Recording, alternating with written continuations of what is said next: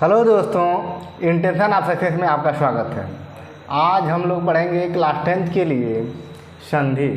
तो सबसे पहले संधि को पढ़ने से पहले उसके बारे में जान लेते हैं कि क्या होता है संधि। तो संधि को ही देख लेते हैं। तो संधि का अर्थ देख लेते हैं। कह रहा है कि संधि का सामान्य अर्थ होता है दो वर्णों का परस्पर मेल। यानी ध्यान से समझने की ज़रूरत है कि संधि का जो सामान्य अर्थ होता है दो वर्णों का परस्पर मेल, यानी कि दो वर्णों का मेल होता है। यानी दो वर्णों के आपस में मिल जाने से जो ध्वनि संबंधी परिवर्तन होता है उसे संधि कहते हैं या संधि कहलाता है। तो ध्यान से समझिएगा कि संधि यानी दो वर्णों का मेल होगा। किसका मेल होगा? दो वर्णों का। और दो वर्णों के मेल से ही जो परिवर्तन होता है उसे संधि कहते हैं।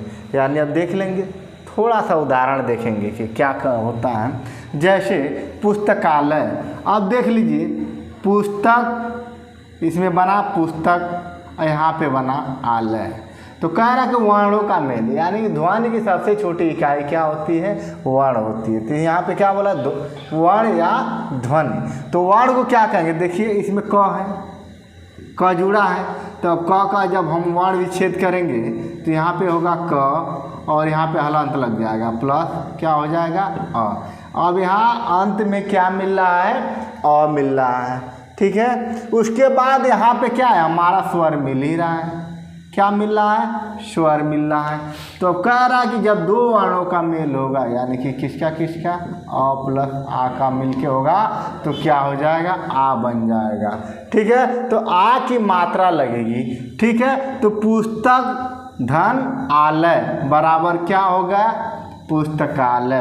ध्यान से समझिएगा, यहाँ पे आ की मात्रा आया है, जुड़ा हुआ है। यही जो मात्रा जुड़ेगा तो क्या हो जाएगा? पुस्तकालय। तो इसमें क्या क्या जुड़ गया है कि यहाँ पे दो वर्ण जुड़े। कौन कौन से वर्ण जुड़े? इसमें क में अ जुड़ा और यहाँ पे आ था। तो दो वर्ण जुड़ गए, तो जाहिर सी बात है कि दो वर्ण जुड़ेंगे तो कोई नया परिवर्तन होगा, उसे संधि कहेंगे।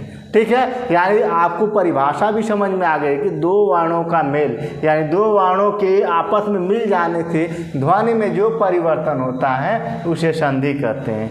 एकदम आसानी से समझ गए होंगे एग्जाम्पल के द्वारा। ठीक है। उसी तरह दूसरा एग्जाम्पल देखेंगे कि रमा धन इसमें क्या बनेगा? यानी कि रमा, म में क्या बना? आ। जैसे माँ लिखा हुआ है तो इसमें क्या हो जाएगा? आ जुड़ा हुआ है कि नहीं जुड़ा है? तो यानी कि वर्ण विच्छेद करेंगे हम लोग तो इसका क्या बनेगा? म प्लस आ बनेगा। ठीक है। तो यह आ क्या हो जाएगा? वर्ण हुआ और इसमें एक वर्ण ये हो गया।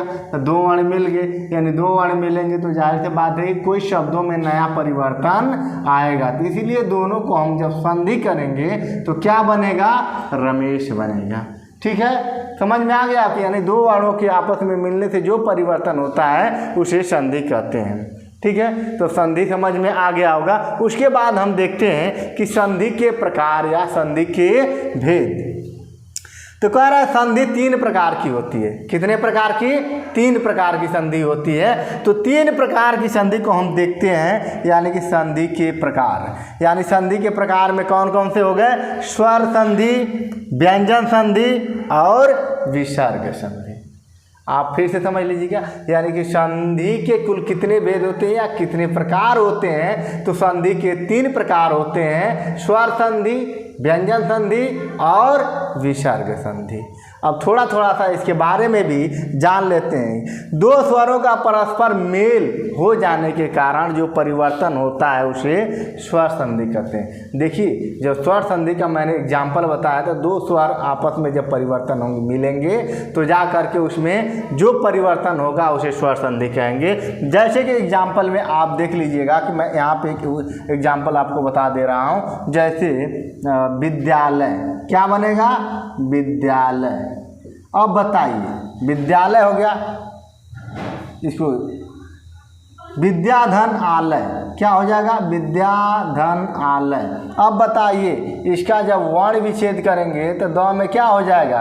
आ जुड़ा होगा, इसमें भी आ होगा, तो दोनों को मिला देंगे तो आ। यानी जो सूत्र बनेगा हमारा आ बनेगा। तो जब संधि करेंगे दोनों को मिला करके तो हमारा क्या बनेगा, ये विद्यालय। ठीक है, तो आपको समझ में आ गया कि दो वर्ण मिलेंगे, कौन कौन से, वो भी स्वर। क्या मिलेंगे, यहाँ पे स्वर मिला, यहाँ पे भी स्वर, यानी ये स्वर आपको देखने को मिल गया। और आ में, द में जो मिला है यहाँ पे आ की मात्रा मिली है, तो ये भी स्वर हो गया।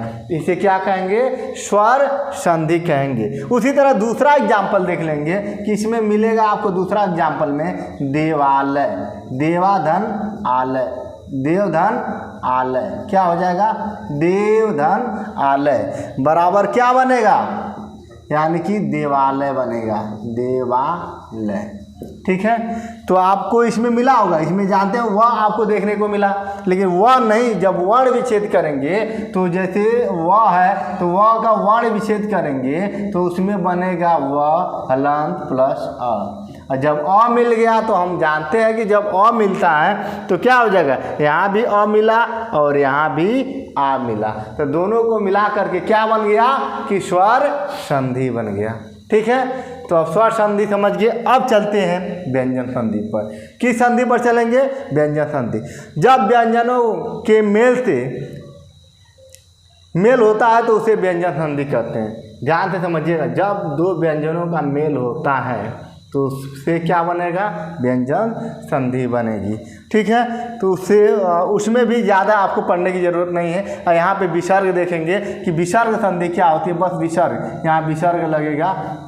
जब विसर्ग लगते हैं तो उसमें समझ जाइए कि कौन सी संधि बनेगी, विसर्ग संधि। तो हमें विशेष करके हाई स्कूल यानी कि 10th के एग्ज़ाम में हमें ना तो व्यंजन संधि पढ़ना है और ना ही हमें विसर्ग संधि पढ़ना है। हमें कौन सी संधि पढ़नी है, स्वर संधि पढ़नी है। तो केवल स्वर संधि पर ही फोकस करने की ज़रूरत है। और उसमें भी अब देखेंगे कि स्वर संधि भी कितने प्रकार की होती है। ठीक है, तो स्वर संधि को देख लेते हैं कि स्वर संधि को आगे मैंने प्रोसीड किया है। तो स्वर संधि भी 5 प्रकार की होती है। कितने प्रकार की, 5 प्रकार की। अब यहाँ पे मैंने देखिए नोटिस करके यहाँ पे लिख करके दिखा दिया है कि स्वर संधि कितने प्रकार की हुई, 5 प्रकार की। उसमें देखिए स्वर संधि, पहला जो होगा स्वर संधि, दूसरा गुण संधि, तीसरा वृद्धि संधि और चौथा यण संधि और 5वें जो है वो अयादि संधि है। तो इसमें से जो बोर्ड के एग्ज़ाम में यानी हाई स्कूल के बोर्ड के एग्ज़ाम में पूछे जाएंगे वो आपको केवल 2 ही, स्वर संधि में भी 2 ही संधि पूछे जाएंगे। आपका ये पूछेगा यानी कि वृद्धि संधि और दूसरा पूछेगा आपका यण संधि। तो इसी को विशेष तरह से फोकस करने की ज़रूरत है। जब विशेष फोकस करेंगे तो 2 अंक आप आसानी से जोड़ सकते हैं। इसको बहुत बिना ज़्यादा मेहनत किए हुए आसानी से इसको हम लोग इसको कवर कर सकते हैं। तो इसको पढ़ने के लिए मैं अगला पढ़ाऊँगा, अगले दिन यानी अगले नेक्स्ट डे पढ़ाऊँगा इसको, यानी कि वृद्धि संधि और यण संधि को।